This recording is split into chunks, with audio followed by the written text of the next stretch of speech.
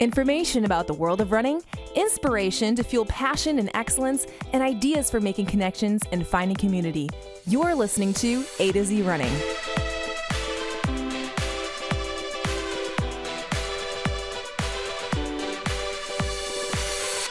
Welcome back to the show. I'm Zach. And I'm Andy. And we're very excited for our episode today because we have three-time Olympian Dathan Ritzenhein talking to us about something he is very much an expert in, and that's being a lifelong runner. How to be a lifelong runner. So this, as you know, if you've been listening, this is our first official feature-length interview.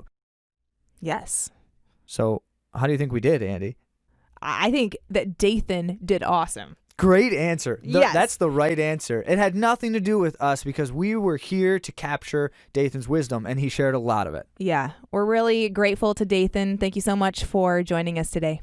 Really appreciated your time again, Dathan. I know we said that before, but so here's the thing: we've got Dathan on for the future, the main topic, but we also wanted to kind of keep to the theme and for the world of running talk about Dathan because he's running right now and what he's up to, as well as the athletes that Dathan coaches. Because not only is he a professional runner, but he also coaches some other professional runners. He wears many hats. He's also a dad, so he is very good at juggling, and I think a lot of you can relate to that aspect of life as well.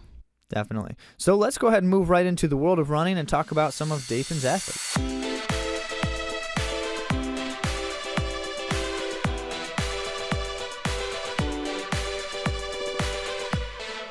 Welcome to the world of running. So this week we have a little bit of a theme. It is all Dathan related, as I think it should be. Like Dathan's relatives.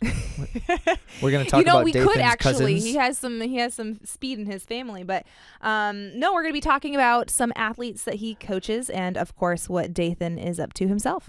Yeah. So getting started with that, let's just talk about Dathan for a moment because he doesn't really get into this. He just kind of mentions it, but he is currently training for the Olympic trials to attempt to qualify for his fourth Olympic team. Not all of them in the marathon, by the way. He's done the 10K a couple of times and the marathon once. And so he's going to try to qualify for his fourth Olympic team here this February in Atlanta. We'll be there. And while I'm predominantly going to be cheering for Andy and hoping everyone else falls on their face, I will still clap for him when he goes by. That is such a silly thing to say. I think that he's probably going to lap me on the course. Oh, he might. No, that's not the way they do it, Andy. Oh, okay. Obviously, I need to do some research because he also informed me that it starts at noon. And I was like, what race are you talking about? He's like, the Olympic trials. You qualified for that, didn't you? So, a lot to know. So not only will Dathan be running there, but actually, athletes he coaches will also be Parker Stinson. We have talked about him numerous times here on the AtoZrunning Podcast. He is going in as a pretty strong contender to qualify for Team USA. Also, Joanna Stevens, she has come to train with Dathan in Grand Rapids, Michigan, and she qualified for the Olympic trials at Bayshore Marathon in 2018. All right. We love that race. Yes, one of our favorites. My first marathon. I've only run 2. So Joanna, Parker, Dathan will all be there. Andy will be there running. And just to mention then a few of the other athletes that Dathan's been working with, certainly on the guys' side, he's got a number of more middle distance focused runners. So those guys aren't really up to a whole lot at the moment. They're gearing up for the track season, but that includes our friend Lewis Fallon. So Lewis, our favorite Aussie. Our favorite. Well, he's the only one I know off the top of my head at the moment. But we love you, Lewis. So love you, Lewis. Lewis is running track. He's been trying to run sub 4 in the mile, so he'll be gearing up for that, along with his teammate Woy Mock. The two of them have been running together for a couple of years now, just training together and going for that same goal and trying to hit some standards there in the mile. And then we've got Bryce Bradley, who also went to Grand Valley with Woy, and he'll be gearing up for a little bit longer distances. And 2 other athletes that Dathan has that I'm really excited about, Leah O'Connor and Emily Oren, who are steeplechasers. If you don't know their names, get familiar because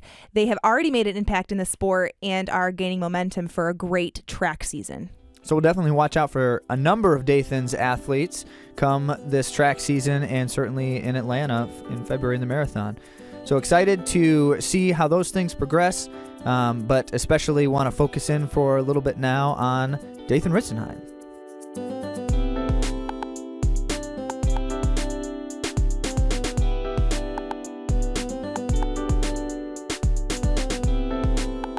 Before we start our interview with Dathan, we're going to give you a little background on Dathan Ritzenhein. If you don't know his name, you probably haven't been in the sport for very long. Or listening to the episode, because we've said it a few times already.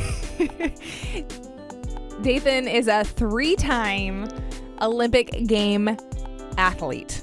3-time Olympian, 2 in the 10K, 1 in the marathon. And we should say, for those who are following his career, one of the 10K qualifications was the backup plan. He didn't hit his initial goal. He was trying to qualify in the marathon that year. So, being a talented enough runner where he could say, well, I guess I'll just qualify in a different event, okay? Which was absolutely amazing. But he also has a speed. That actually brings us to one of his standout moments as a former American record holder in the 5K. He ran 12:56. 12:56. Let that settle for just a moment. Which is under 4:10 mile pace for 5K. That's incredible. So he had the speed. So obviously he has quite the range. And not only does he have quite the range in the distances that he performs in, he also has had quite the career as a runner. So part of why we brought Dathan on and intentional around the topic was because of his longevity in the sport. And it's not just, it's not just that he's been in the sport for so long, but he's been at such a high level for so long. He'll actually get into that. So we don't want to talk about something that he'll give more and better detail on. But we wanted to get him on for that reason.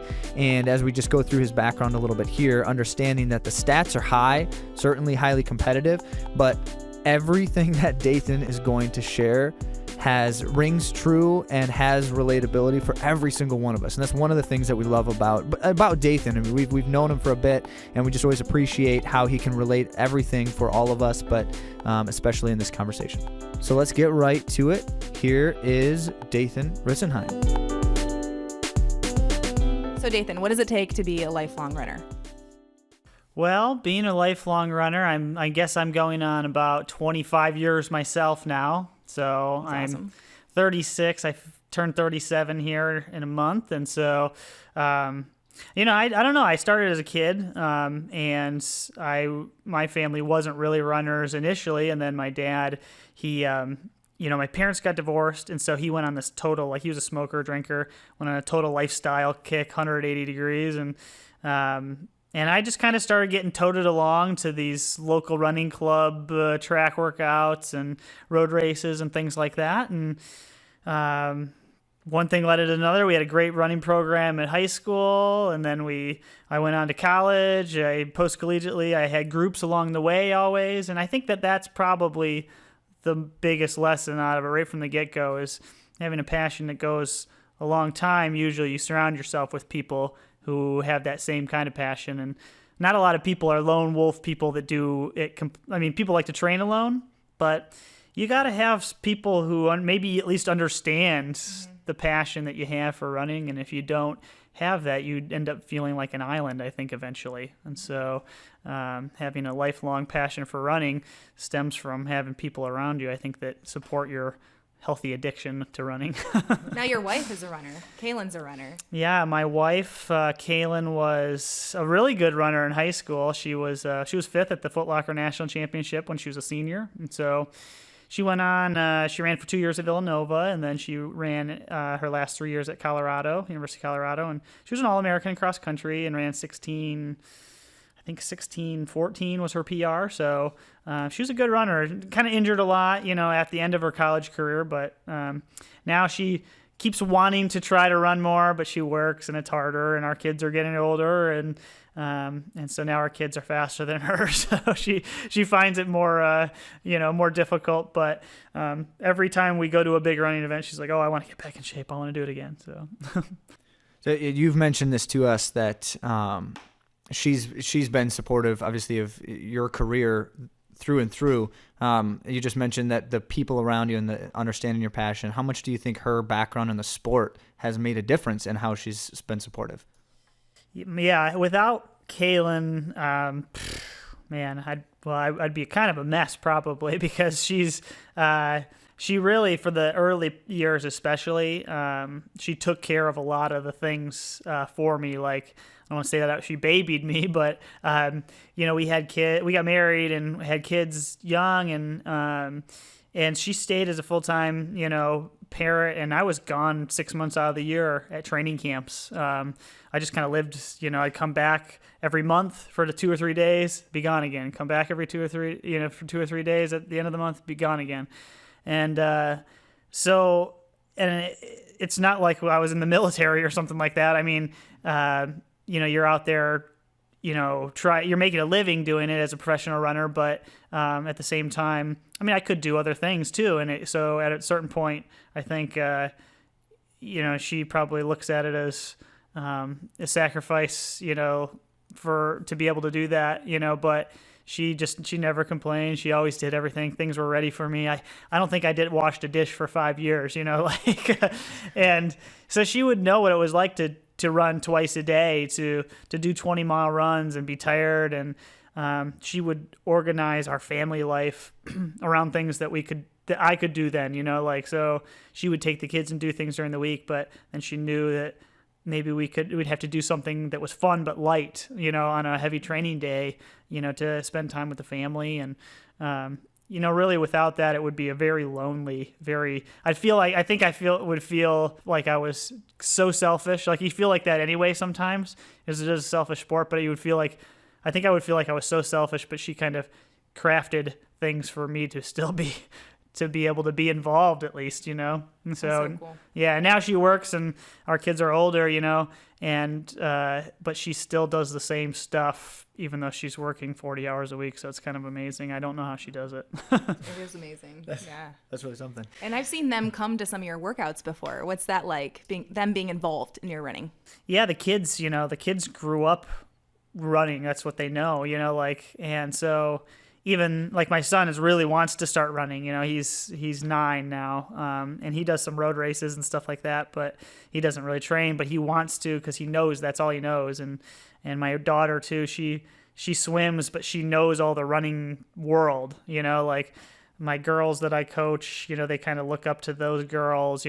Parker Stinson comes into town, who I coach, and they call him Mr. Parker, but he's like the third baby in the family. He's like really like Uncle Parker, And so they grew up, they played in the sandbox or the long jump pit, like a sandbox. So when I was doing intervals, and she would take the double stroller and run with them around at the track so they could see me doing intervals and workouts and stuff like that. And now that I just do marathons and stuff, they drive out in the van and they hand me drinks, and they run up and grab them, and so they get to be part of it, and it's pretty awesome. Like that was one good thing about having kids at a young age, I think, is I hope that they have memories of me as a good runner, not just some broken down old runner that they have to see, they have to see videos for me to say, hey, I was good once, they'll hopefully remember it. So it's pretty cool to be able to share that with them. So what we're going to try to do to just hone in a bit further then is we want to kind of walk through 3 levels of just engaging in these 3 areas to support lifelong running. Okay. So those 3 being physical, emotional, and mental, and try to just grab one at a time and just get your thoughts on how do you stay engaged with that element for a significant period of time. So starting with physical, what does it take to stay engaged physically in the sport of running? Well, staying engaged in running for a lifelong goal can be tough because I think runners in general are very they have no attention span and no patience, and they want everything right away. And you can get quick gains, I think, in fitness very easily. I mean, you can all of a sudden up your mileage a lot, but those aren't sustainable gains usually. If anything happens that makes huge increases in fitness right away. And so one of the things that I tell people that I coach, and this is like the opposite of what I did as a runner, and I plateaued out really as a runner. I mean, I've had a good long career and stuff, but I never had anywhere to go once I got to be like 18 years old. Like I was already training as hard as I train now. And I think that you have to always have somewhere to take your training. And so whether it's more mileage or more intensity, more time in the gym, whatever it is, like you can't be maxed out already. And so each year you have to build on that next year, and each season you have to build off from. So if you find yourself at one point in the training where you can't handle whatever it is, taking a little step back is okay. So it doesn't have to be like a straight, ascent. You can go up and down a little bit, and as long as the trend is up, that's a good thing. So a lot of people, myself, when I was in high school, I was crazy. Like I trained so much that I never took any days off. I mean, I think I probably took one day off in all for 4 years, and it caught up to me for sure. I mean, I was training like a crazy person. Like I trained harder in my last 2 years of high school than I did probably the last couple of years for sure. I mean, I was working out 6 days a week, like intense quality sessions and running 100 miles a week. And I ran into roadblocks along the way, a lot of injuries and things like that. And so injuries happen, but if you had to be able to identify what the problem was. For me, I can look back and say there were so many problems. It didn't matter. I can't even pick one problem. There were so many problems. So I had a good long career just because I love running, probably despite my own actions most of the time. So I probably, is that once in a generational type talent that probably, derailed myself more times than I could possibly imagine. I can't even remember. I think back of some really bad injuries, but man, I had lots of little ones even that made problems throughout the season. So you always have to have somewhere to go, and if you make a plan, you have to stick with it. And so holding yourself accountable is important, and most runners can't really do that. Like you can't hold yourself accountable. And so that's why we have coaches, and it doesn't matter if you know what to do in training. The odds are you're not going to do it because we just think emotionally about it. Like we are just so wrapped up in our own training that you can convince yourself of things that aren't true. And so I find that physical part has to be tampered down, by having some sound judgment of those people around you, coach, physical therapist, massage therapist, maybe your family. Sometimes you got to listen to the wife in the ear. That happens a lot, and it's hard to take that criticism because you're so invested in it. But if you don't, you get those setbacks. Yeah, absolutely. Thanks for sharing that. The second component is staying emotionally engaged and not burning out emotionally. Yeah, so emotionally staying engaged in running can be difficult throughout the year if you have in the beginning of your season or at a fresh new year after you've had a little break, you're so excited, ready to go. It's so hard to hold yourself back in the early months because it seems like it's such little training compared to what you've been doing. And so same thing, whether you're training for 16 weeks for a marathon or if you're training for 50 weeks for a whole season with track and everything. The early part, really, I was never any good at looking at that as a point in time to be patient and to build slowly. I just could never do it myself. And I would have coaches that would prescribe training, and man, I would always do more. I just always did more. And it was just one of those, sometimes people need like a strong hand that tells them no, and some people need a soft approach. I needed someone to say, you're being crazy, stop, and every person's different. And so I think knowing that is important. And so I think that's the part of the job of like a coach, is to understand the emotion that one runner has. Some people are very good, they simmer, and they need a fire lit underneath them once in a while. Some people, they need to fan the flames down a little bit, and so I think having that right person who can look subjectively at your training and not say, like yourself, I can do more, this is not that much, right? That's not part of the plan. And so having that is important. And I think I think I've made the mistake for my own training. Even sometimes you can't pick your coach. Like if you're a high schooler, you kind of get what's thrown at your way, right? But you can pick, other friends and support people around you to hold you accountable. And so if the coach isn't someone that holds you back or lights a fire under you, you need to have someone else who plays that role too. And coach crafts training, but have that emotional support person, basically, your buddy system, I think is a very important thing. Yeah. So have you ever fallen out of love with running?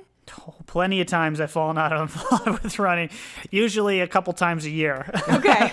I'm like anybody else. I think, if you put so much into something, and especially when things don't go well, it's very easy to just want to call it quits.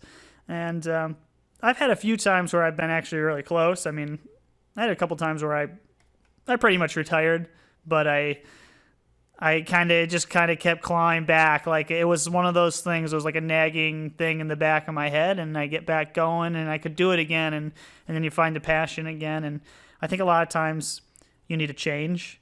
Maybe it's a change of scenery, or it's a change of an event, something that sparks that passion, because the same thing goes over and over again. It's just the goal that you're working for, and it doesn't matter if it's a marathon or 5Ks or whatever.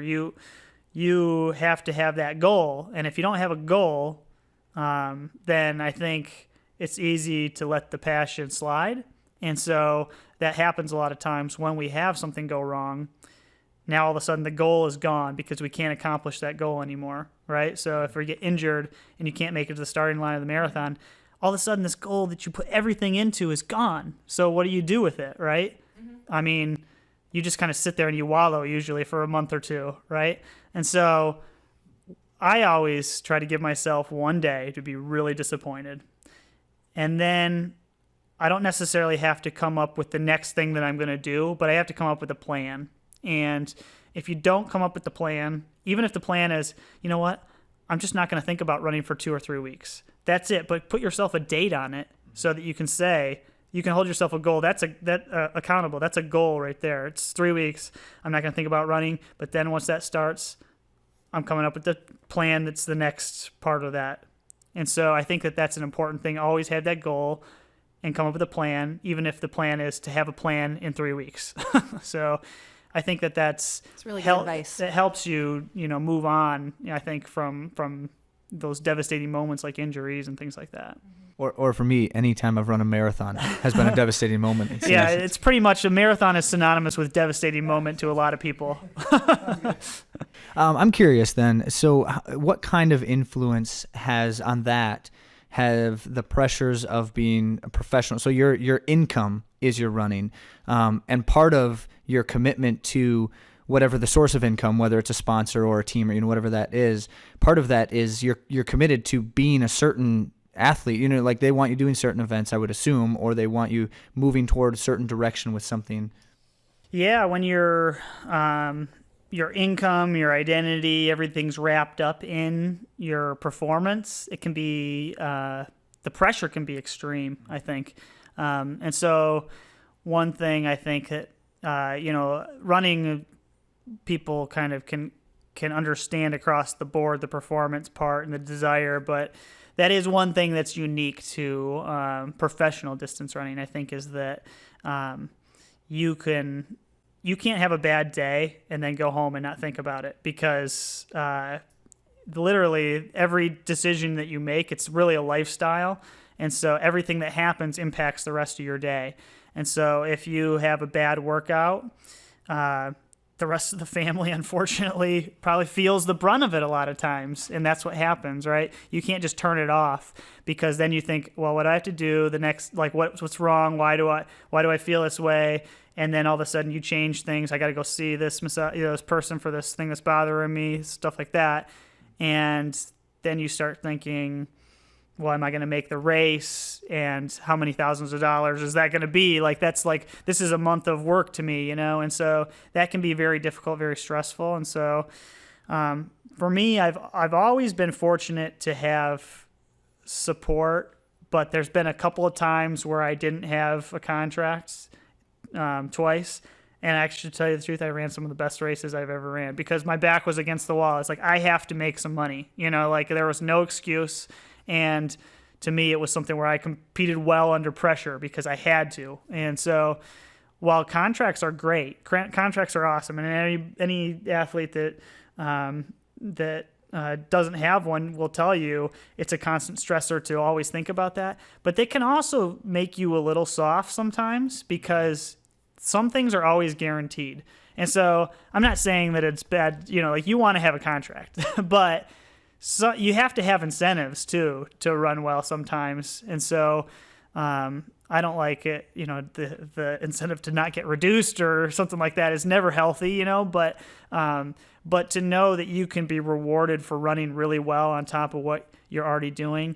Some people thrive off from that really good. For me, it was more, I was lucky that I always made a good living from running, but there was only a couple of times that I really had to think about it as this is matter, like this is do or die. I got to make some money because I don't have a contract either. And so I'm very fortunate the second time that it happened that the Hansons, gave me a great deal to be able to come and chase try to make a fourth Olympic team, and that was kind of at a point in my career maybe where that's where, I probably was already past where a lot of people retired, but it was like I was still running pretty good. Kevin Hansen told me pretty good. Yeah. That's funny. Well, he told me, I watched you last year. You have a lot of life left in you. Even if you lose some off the top, you have a very good chance to make the Olympic team. And that was looking 3 years down the road. And so, so having people like that can always support you and back you up is important. And so in professional distance running and, just regular, running, if, having someone that's always supporting you, that's important. So transitioning from the emotional part, you've already kind of touched on the mental aspect. So you're turning these feelings that you're having, these disappointments or these successes, and then making plans. And so I think that's kind of the next part of it, which is the mental aspect of staying engaged. So what are some things that you do to always learn and grow in deepening the sport for you? Well, I think it depends a little who you are, and you got to basically identify what inspires you and what motivates you. And so for me, I was never motivated by money, really. So, but some athletes are really motivated by money. That's not a bad thing. I'm not saying that's a bad thing because it's important because you have a short window of time where you can make money at this sport. But you're never going to run well if you're not inspired to do it. You can't talk yourself into hurting past 20 miles. It's either you want it or you don't, and you don't fake it. And if someone can fake it out there, then let me know how, because I've tried at times. And the people that do great and that win races or, make records, make Olympic teams, things like that, those people want it bad. And it usually comes down to wanting it at the end. And so if it's a huge bonus for running a certain time, or if it's making an Olympic team, or if it's qualifying for the trials, you have to want it so bad. And so you think about that in the training for everything you do, you think of that. And so if you don't put yourself in a positive mindset about that and start looking at that as a goal that's attainable, it won't happen. And so I look at mantras and things like that as things that you have to have. A lot of people don't even know that they do it. If I tell someone, come up with some mantras, some positive reinforcement, they already do it if they really think about it. It's just maybe it's not repeated enough to them. Maybe it's a theme, but they haven't identified it as something specific. Usually something that's, it sounds like egotistical, but it's those I can, things like that. I am going to be an Olympian. I am going to qualify for the trials. And if you say that to yourself over and over and over enough again, it happens. Like Parker, when he was here in Grand Rapids, won the 25K and broke the American record, he said afterwards, I already saw myself winning that race 10 times beforehand. In practice, we practice that. And so you do that every day. You do that in your easy training. You do that in your workouts. And maybe it's tailored, to the day. So if it's an easy day, It's just a quiet voice that happens over and over again. It doesn't have to be screaming in your face. But in some interval workouts, it's screaming in your face. You have to yell it over and over again. So sometimes it's just a quiet run on the trails by yourself, and it's almost like white noise in the back of your head. Whereas on those days when intervals are happening and you're keeled over and you're talking yourself into every moment, it's a screaming, yelling thing of what I want to do. But you have to identify that, and you have to focus it every day. I've never heard anyone describe it like that. That's cool. Because there are different levels of intensity. Yeah. But having that same goal, that same vision. You can't have a bonfire every day. Sometimes it's got to be just a little That'd be exhausting. candle. I think that would probably turn into burnout, right? Yeah, absolutely. And so it's real easy to fizzle out if you can't taper that. And so that's part of that physical part too, where you have to build it across the whole season and you have to build it across the whole year. You have to be able to do that. And if you can't do that, you burn out. You're not ready. You're already a month too early. That's what happens. A lot of times that happens in the marathon. I've done it so many times. You train so great, 2-3 months out. The last month you're like, I wish the race would be here today. I can't put another month of training in.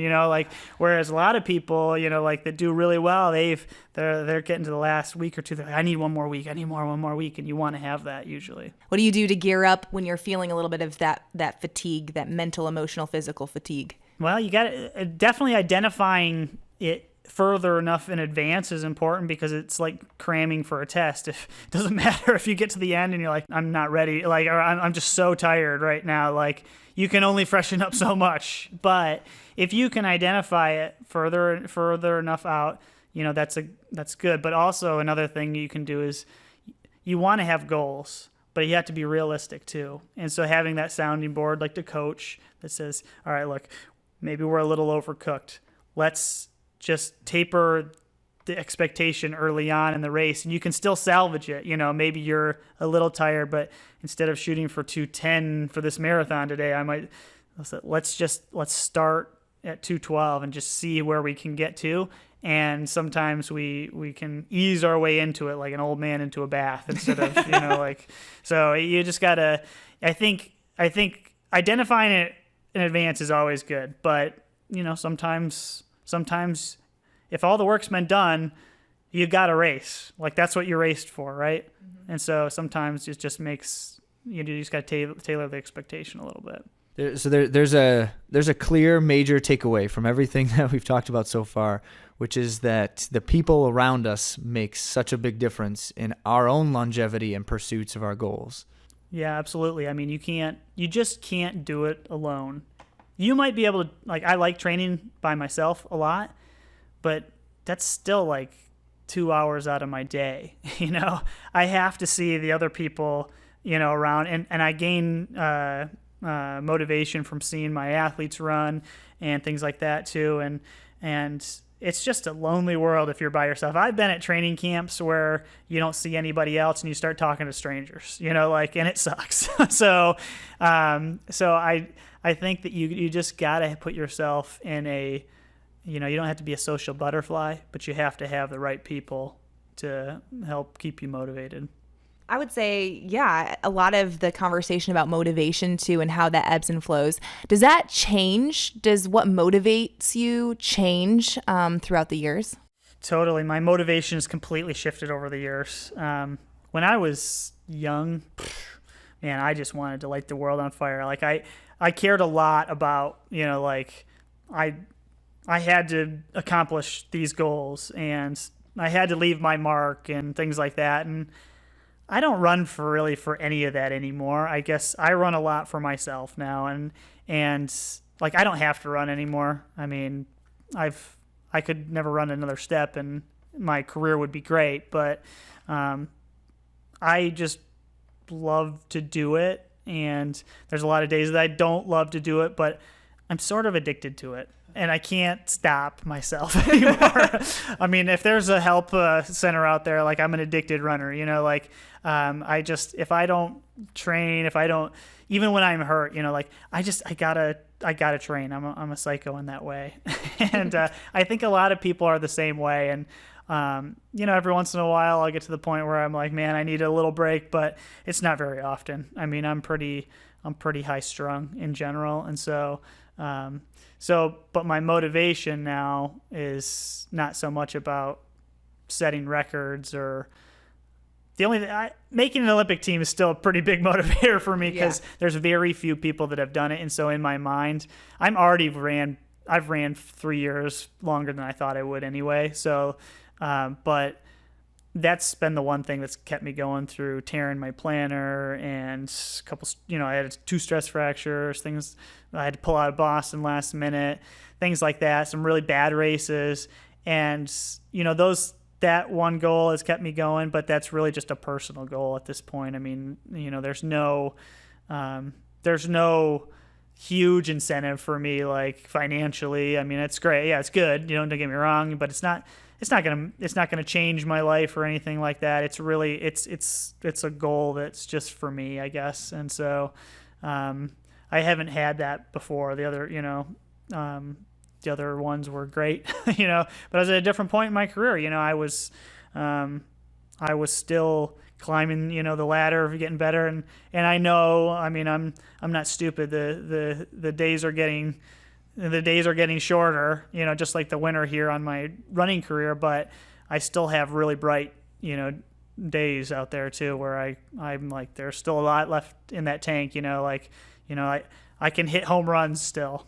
So I might strike out a lot nowadays, but I can still whop one. We talked a lot about community, and I did not mention this to you, Dathan, before we started here, but I do want our listeners to hear the story because it kind of gives a little perspective on Dathan. Dathan as a high schooler. Dathan as a high schooler. She's got a story. It's a good story. Okay. He's sweating over here. No, it's a really good story. So we talked. No. All right, good. Opposite. So I was talking to my brother Luke yesterday because I wanted him to remind me because he had mentioned it. We think very highly of you. I mean, all of Rockford thinks very highly of you, but not just because of your athletic accomplishments, but also because you're a great person. You're a part of this community and you give back. Well, my brother was a little freshman in track, and he was not even a cross country runner, so he wasn't even part of that like core tribe, and he was not he hadn't gotten his varsity letter yet, and you let him beat you. I did, so that he could get his varsity letter. You and Brian Smith let Luke beat you as a little freshman so that he could get his varsity letter. Man, I was soft back then, I guess. But it was like one of those meets, like, a dual meet or something like that. And you guys had decided that you were going to let him do that. And it was just really nice of you. That's so awesome. Well, I'm glad I did that because, like that when you're younger, you're definitely, you're in your own world so much more. I think that sometimes I think you forget about that. Well, maybe it won't make you feel quite as good to know that Luke's been telling everyone that he's the guy that beat Dathan when he was just a freshman. No, he didn't. No. Well, we definitely appreciate your time and just, the willingness to come in and just give in another way and something like this. So, our audience is a lot of aspiring runners who many have picked it up kind of later in life, and others have done it at a time and then not and come back to it. And so just thinking about how they can continue to pursue and grow their interest in the sport. And then for those of us who have been doing it for years and years and just kind of wonder if at some point we're just going to not want to do it anymore, to try to foster that more. So well, I think that you guys are onto something because if you at least put people together here, even on a podcast, I think it kind of helps spread that message. So even if you can't run, you can live vicariously through others. That's it. Yeah. We're good at being fans too. All right, that's part of what we do here. Good. So. Good. Well, thanks again. Well, thank you guys.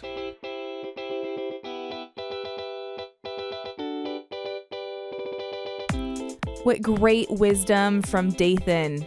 Call it Ritzdom. Ritzdom. Ritzenhein I like wisdom. that. Ritzdom. I just thought it was so cool how our whole mission here at A to Z Running is community, and that's exactly what he talked about here. And it just, I think, draws home the fact that every single athlete, no matter what level, is all grown and fostered by a great community. Yeah, listen, it was no surprise to us. I mean, it was really exciting in the moment when we're sitting across the table from Dathan and he says, yeah, I guess my main thought on this whole thing is, and he just talks about, the people around you. But it's not surprising. It's not surprising to you who are listening. It's not surprising to us in all of our experiences with this. We understand that we are elevated in our experiences and our pursuits and our passions by the encouragement and support of the people around us. And especially so, as Dathan was articulating, especially so when those people understand and can share those passions too. Even Dathan coming on to the A to Z Running Podcast speaks to his desire to impact other runners and to draw out great things from the running community that he's been part of for so long. He has, and he does. And so we appreciated that. We appreciated his time.